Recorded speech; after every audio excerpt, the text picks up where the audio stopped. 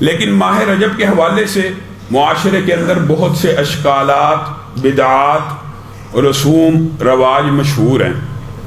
ایک تو ہمارے پاکستان اور بر صغیر کے ماحول کے اندر عجیب و غریب توہم پرستی موجود ہے۔ کالی بلی راستہ کاٹ گئی ہے، وہ بھلے اپنے کسی کام جاری ہو، وہ بھلے کسی بھی غرض سے نکلی ہو، جناب سفر منحوس ہو گیا، صبح صبح پہلا جو گاہک آیا ہے اس کو اگر ادھار دے دیا سارا دن کاروبار نہیں چلے گا۔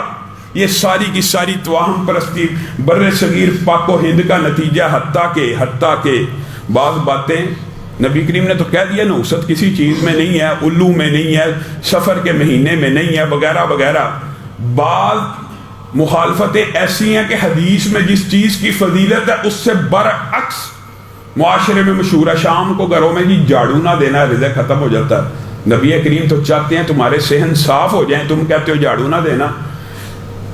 بعض لوگ یہ باتیں کرتے ہیں اگر بچوں کو خوشبو لگا دی گئی جن آ جائیں گے، شیاطین آ جائیں گے۔ نبی کریم صلی اللہ علیہ وسلم تو تمہیں حکم دیتے ہیں خوشبو لگاؤ، عطریات کا استعمال کرو۔ شیاطین نبی کریم صلی اللہ علیہ وسلم کی سنت کے اوپر چلنے سے بھاگتے ہیں، پاس نہیں آتے۔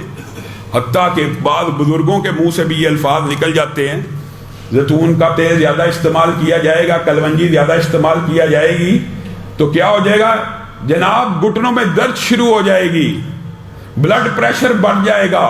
کالم لکھے جاتے ہیں، نبی کریم صلی اللہ علیہ وسلم نے کہا اس کالے دانے میں شفا ہے۔ آج کا مفکر اور مفتی یہ کہتا ہے نہیں یہ زیادہ کھاؤ گے بلڈ پریشر بڑھ جائے گا۔ یہ ساری کی ساری توہم پرستی ہے۔ یہی توہم پرستی بڑھتی چلی جا رہی ہے۔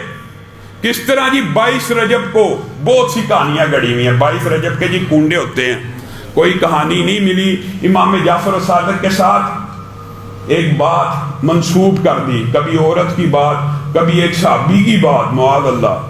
یہ صحابی نے کہا تھا ان کو آ کر کہ دعا کریں، صحابی کا جو کام تھا وہ امام جعفر صادق کی دعا سے ہو گیا، تو انہوں نے ان کے گھر کے باہر کنڈا رکھا وغیرہ وغیرہ۔ یہ باتیں معروف ہیں۔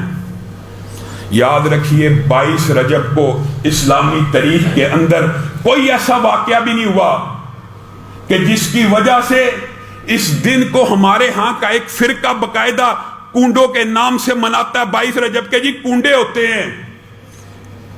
یاد رکھیے حضرت امیر معاویہ کی وفات کا دن 22 رجب ہے، اور اہل سنت کا یہ عقیدہ اور مسئلہ ہے کہ روافض نے اس دن کو کنڈوں کے طور کے اوپر اس لیے چنا کہ حضرت امیر معاویہ کی وفات کی خوشیاں منائیں۔ اب آپ کے اوپر ہے، اور یہ 22 رجب کو انتخاب کرتے ہیں۔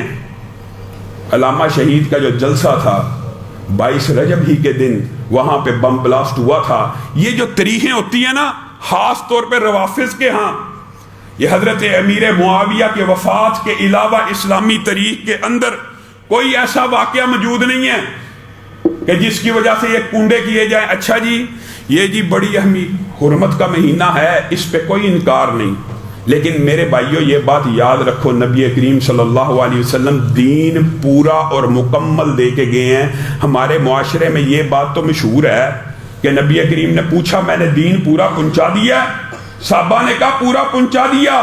یہ بات تو مشہور ہے، لیکن جو اصحاب رسول کا اگلا قول ہے نا وہ معاشرے میں مشہور نہیں ہے۔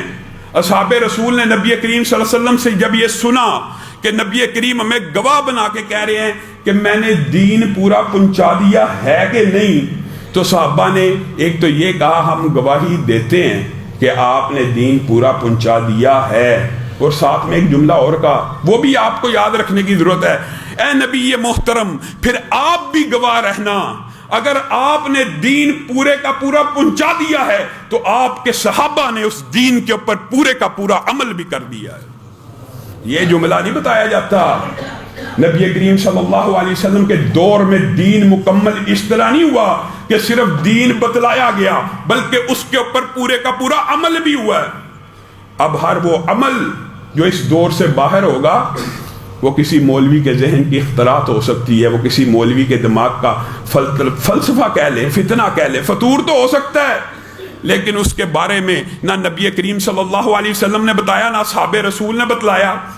ایک بات مجھے بتلائیے یہ جو معاشرے میں بدعات کا فلسفہ جی 27 رجب کو یہ بھی ہوا تھا جی معراج یہ وہ، یہ جو کہانی ہے، اگر ان ایام کی دین میں کوئی اہمیت ہوتی یا ان دنوں میں، میں آپ کے سامنے پہلے رکھ چکا ہوں کہ حرمت کے مہینے میں عبادات کرنا باقی مہینوں سے بہتر ہے، یہ تو محدثین مفسرین نے لکھا ہے، لیکن یہ جو ایام آپ نے چنے ہوئے ہیں، ان ایام میں اگر عبادت کرنا باقی دنوں سے بہتر ہوتا تو نبی کریم صلی اللہ علیہ وسلم آپ سے مجھ سے چھپا کے چلے جاتے؟